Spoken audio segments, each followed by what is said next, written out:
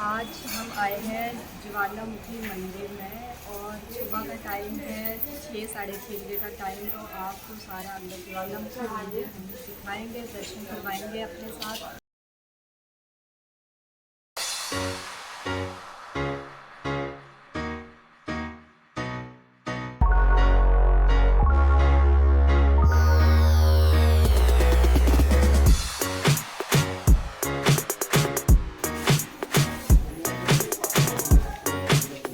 सुबह सुबह का टाइम है, बहुत ही टाइम से मैं यहाँ पे आई हूँ मंदिर में ताकि रश होने से पहले हम यहाँ पे दर्शन करने, माथा टेकने और आपको भी दर्शन करवा दें।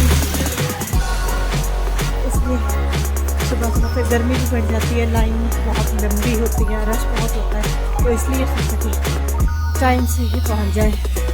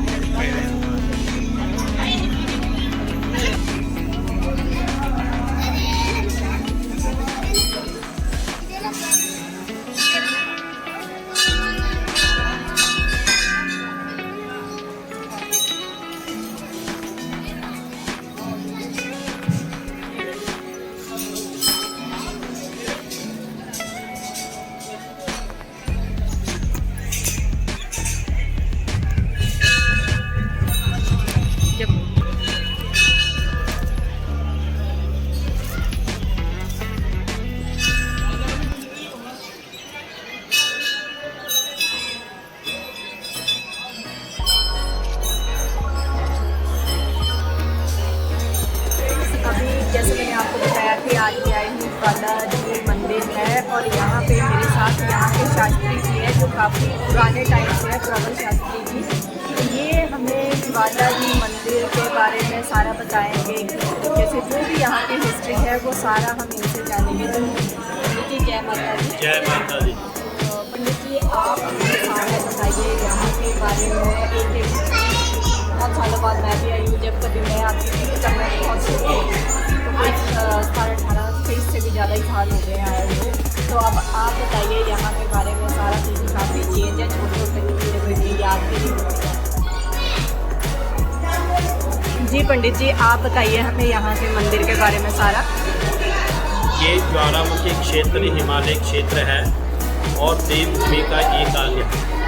यहाँ पर माँ पार्वती जब अपने पिता दक्ष के यज्ञ में सती हुई थी तो उसके शरीर के 51 हिस्से जो वो हुए थे, यहाँ पर सती जी की जीवा गिरी हुई है, जिसका नाम जो ज्वालामुखी पूरे क्षेत्र का पड़ा है। इसी तरह से 51 शक्तिपीठ हुए। 51 शक्तिपीठ में जो अंग जहाँ पर गिरा वही नाम उसका पड़ गया। जैसे ज्वालामुखी में जीवा गिरी, कांगड़ा में बक्सथल गिरा, चामुंडा में चंद्रमुंड का संहार हुआ, नैना देवी में आंख्या गिरी, चिंतपूर्णी में चरण गिरे, वैष्णो देवी में श्रृंगार गिरा। इसी तरह से अन्य क्षेत्रों में भी जो अंग गिरता गया वही नाम उसका पड़ गया उस क्षेत्र। यहाँ पर ज्वालामुखी में आत्मा रूप में जिस तरह से आत्मा सदा में रहती है, उसी तरह से यहाँ माँ पार्वती जिनकी दक्ष की पुत्री थी उसकी जीवा गिरी और आत्मा रूप में आज 7 जगह ज्योतियों के दर्शन हैं, जिसमें चंडी नाम है, अन्नपूर्णा है, महाकाली, महालक्ष्मी, महासरस्वती है, हींगलाज है, अन्नपूर्णा है, 7 देवियों के नाम हैं। यहाँ पर राजा अकबर ने परीक्षा ली थी इन ज्योतियों को बुझाने के लिए, तो ये कुंड वहाँ पर विराजमान है। उस कुंड को पानी से भर दिया था। पानी से जब भर दिया तब ये ज्योतियाँ जो वो उस पानी के ऊपर तैर रही थी, तो अकबर का अभिमान जो उसी में चूर हो गया। दूसरी इसमें वो तवे ला करके आया था और तवे से मुंह बंद कर दिया ताकि ये ज्योतियाँ नष्ट हो जाए, ये कोई चीज़ नहीं है। परंतु वो तवे फाड़ करके भी ज्योतियों ने दर्शन दिए। सभी जब ज्योतियों ने दर्शन दिए तो राजा का अभिमान फिर थोड़ा सा कम हुआ। तीसरी बार जो है माँ की परीक्षा लेने के लिए वो नंगे पाँव दिल्ली से चल करके छत्र ले करके आया, 1.25 मन जिसका वजन है। और जब वजन यहाँ पर आ करके उसने सोने का छत्र चढ़ाना चाहा तो उसके मन में अभिमान आ गया कि कोई भी मुसलमान राजा इतना बड़ा नहीं है जो कि माँ के दरबार में इतना बड़ा सोने का छत्र चढ़ा सकता है। परंतु मैं मुसलमान होते भी हिंदुओं के मंदिर में चढ़ाने जा रहा हूँ, तो माई ने उसके अभिमान को चूर करने के लिए उसके छत्र को जो स्वीकार नहीं किया। आज भी वो छत्र जो है यहीं पर मंदिर में विराजमान है और एक दर्शनीय चीज़ बन गई है।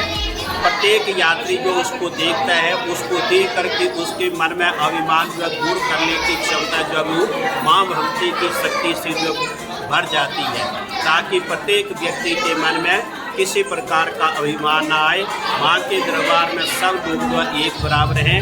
जो भी माँ भगवती के दरबार में आता है सच्चे मन से, श्रद्धा से, भक्ति भाव से जो आता है व्यक्ति, उसकी प्रत्येक क्षण मात्र में ही इच्छा जो माँ भगवती परिपूर्ण कर देती है। यहाँ पर माँ भगवती के जैसा ही जो दर्शन करता है उसको मन चाहे फल की प्राप्ति होने के उपरांत सदा के लिए माँ भगवती का आशीर्वाद मिलता रहता है और अंत में जा करके विष्णु लोक को भी उससे प्राप्ति होती है। वो सच्चे दरबार की जय। तो फ्रेंड्स, अभी हमने पंडित जी से, आचार्य जी से जाना इस मंदिर के बारे में, सारा ज्वालामुखी मंदिर की शक्ति के बारे में, यहाँ पे कैसे अकबर ने छत्र दिखाया और कैसे क्या हुआ, वो सारा अभी हमने पंडित जी से जाना। तो अभी हम करते हैं सारे और मंदिर के दर्शन, और वो अकबर का छत्र भी मैं आपको दिखाती हूँ इस वीडियो में।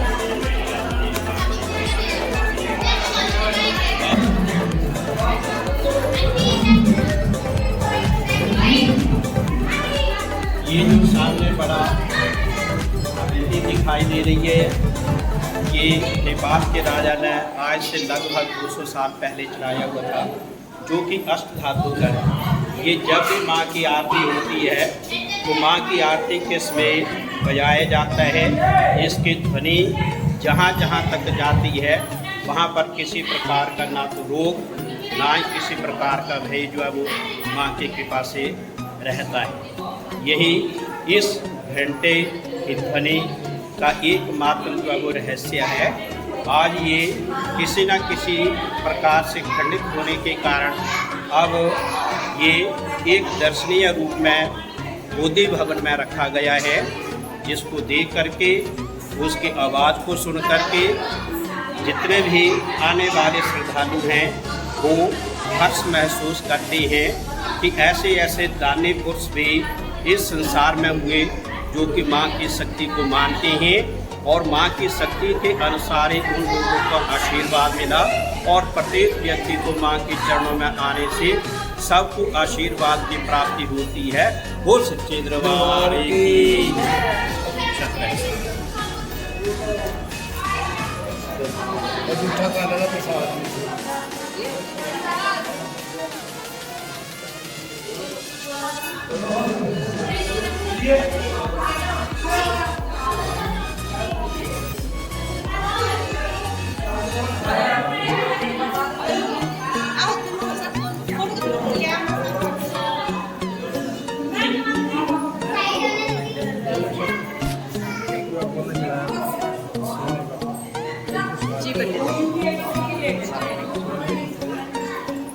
ये सामने मोती भवन में माँ भगवती के चरणों के समीप शहंशाह राजा अकबर का चढ़ाया हुआ छत्र रखा हुआ है। आज से लगभग 500 वर्ष पहले राजा अकबर जो कि मुसलमान होते हुए माँ की परीक्षा देने के लिए श्रद्धा रूप में दिल्ली से नंगे पांव चढ़ करके 1.25 मन सोने का छत्र लेकर के आए। परंतु यहाँ पर आते ही माँ के चरणों में जैसे ही पहुँचे तो उनके मन में अभिमान उत्पन्न हो गया कि कोई भी आज दिन तक हिंदू राजा ना हुआ, ना ही मुसलमान कोई राजा हुआ जो कि माँ के चरणों में इतना बड़ा 1.25 मन सोने का छत्र जो है वो चढ़ाया। और मैं ये छत्र माँ को अर्पित करने जा रहा हूँ। जब उसके मन में अभिमान आ गया तो माँ भगवती ने इसको स्वीकार नहीं किया। आज भी ये दर्शनीय वस्तु बनी हुई है जो कि प्रत्येक व्यक्ति इसको देख करके मन में अभिमान को त्याग करके माँ की शक्ति प्राप्त करके माँ का आशीर्वाद प्राप्त करके जाता है कि मेरे मन में कभी भी अभिमान उत्पन्न हो और माँ का सदा आशीर्वाद मेरे ऊपर बना रहे। वो सच्चे दरबार की जय।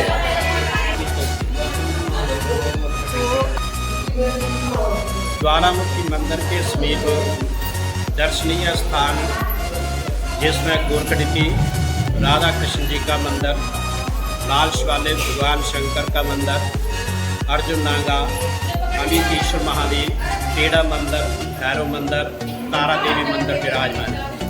परंतु जो समीप में है गोरखडिपी, वहाँ पर निरंतर जल जो उबलता रहता है। जब उसे देखें तो उबलता हुआ दिखाई देता है, स्पर्श करें तो वो ठंडा है। इसके विषय में एक कहावत है, कहती हैं कि गुरु गोरखनाथ जी और माँ भगवती दोनों ही इस घनघोर जंगल में खाना बनाने के लिए खिचड़ी का बर्तन उन्होंने चूल्हे के ऊपर रखा हुआ है। और गुरु गोरखनाथ जी का चेला जिसको अर्जुन नाम है, वो भिक्षा मांगने के लिए जाता है। गुरुजी भी जाते हैं, परंतु उसमें जब व्यतीत हो जाता है तो माँ भगवती ने चूल्हे के ऊपर जो पतीला रखा हुआ था उसको उबलता हुआ देख करके अर्जुन, जो कि गुरु गोरखनाथ जी का शिष्य है, उसको देखने के लिए भेजा कि गुरु को देख करके आओ कि कहाँ पहुँचे। वो माँ की आज्ञा ले करके जैसे ही प्रस्थान करता है कुछ दूरी पर पहुँचता है। पहाड़ी पर पहुँचने के कारण वो इधर उधर देखता है, परंतु कहीं पर भी गुरु गोरखनाथ जी दिखाई नहीं देते। तो आज भी वहाँ पर उसको देखने मात्र से वो शिला रूप में परिवर्तित हुई है। और मान्यता वेदों में, पुराणों में यही कही गई है कि जब कलयुग व्यतीत हो जाएगा तो गुरु गोरखनाथ जी भिक्षा मांग करके आएंगे और उस जो बर्तन चूल्हे के ऊपर रखा हुआ उस पर डालेंगे, तभी वो खिचड़ी जो बन जाएगी। यही ऐसा पुराणों में सुना है और ऐसा ही उल्लेख जो है कई जगह मिलता है कि जैसे कलयुग व्यतीत होगा तो उस बर्तन में वो खिचड़ी रूप में जो वो भोजन बन करके तैयार होगा, तभी गुरु गोरखनाथ जो माई को भोग लगा पाएंगे और माँ भगवती सबको जो आशीर्वाद में प्रसाद प्रदान करेंगे। वो सच्चे दरबार। अब हम जा रहे हैं गोरख डिब्बी।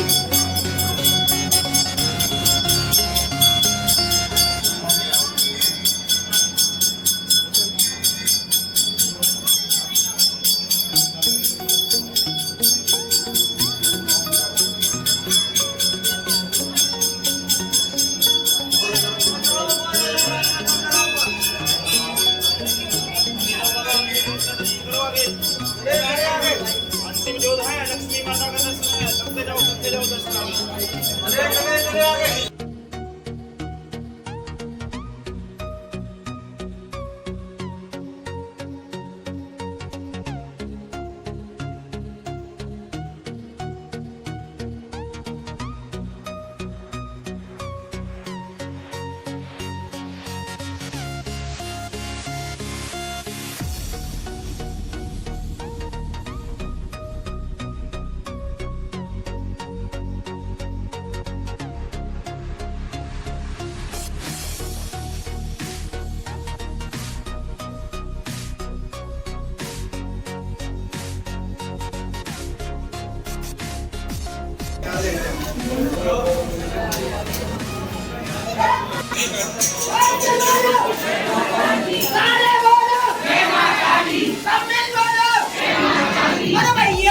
शादी के जीवन में माता जी का पूजना और अपने में भाष्य के पूजन कार्य की सेवा यहाँ पर की जाती है।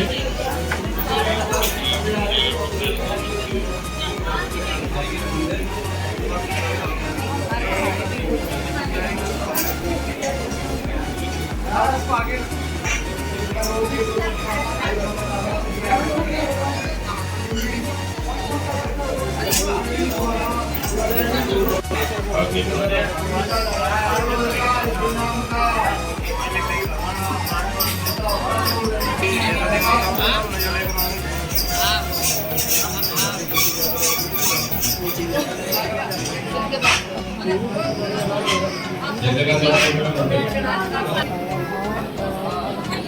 यहाँ पे माँ ज्वाला के दर्शन।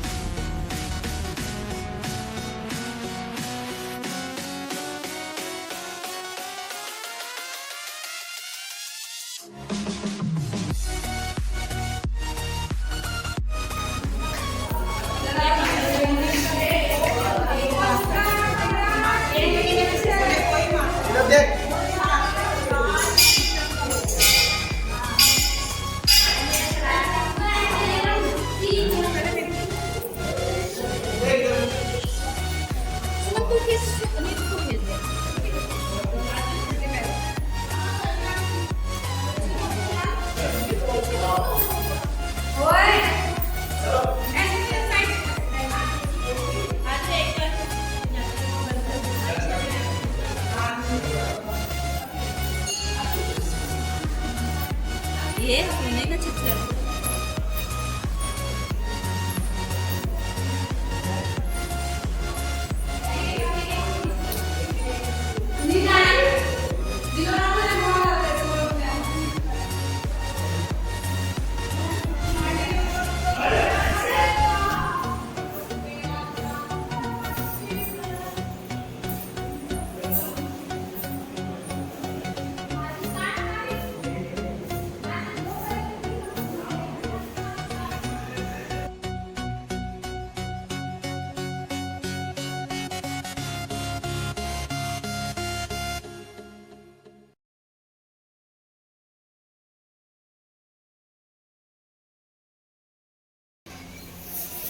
यहीं पे ही है तारा माता मंदिर। तो अभी हम तारा माता मंदिर चलते हैं।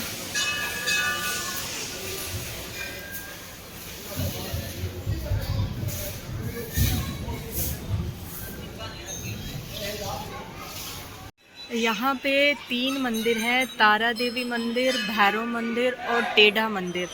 और मंदिर का रास्ता इन्हीं सीढ़ियों से जाता है।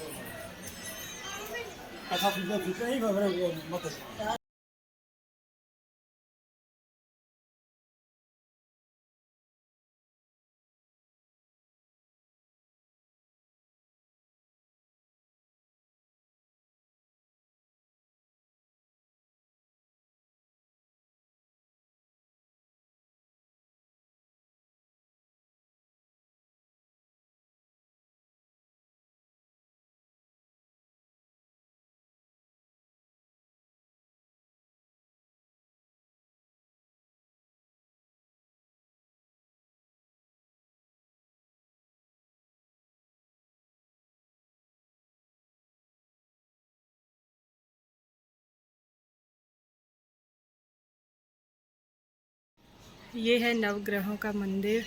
यहाँ पे शनिदेव, भैरवनाथ और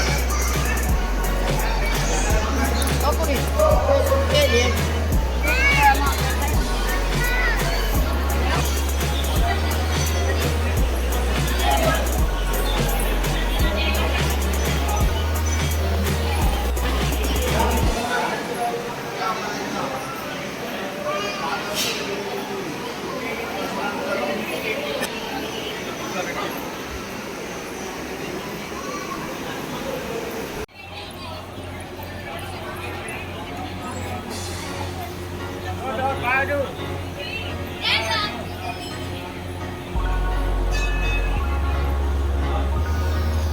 चलो, अब हमने कर लिए ज्वाला माता के दर्शन। अब हम जा रहे हैं वापस और एक और नई जगह पे नई लोकेशन को एक्सप्लोर करेंगे। जय माता दी।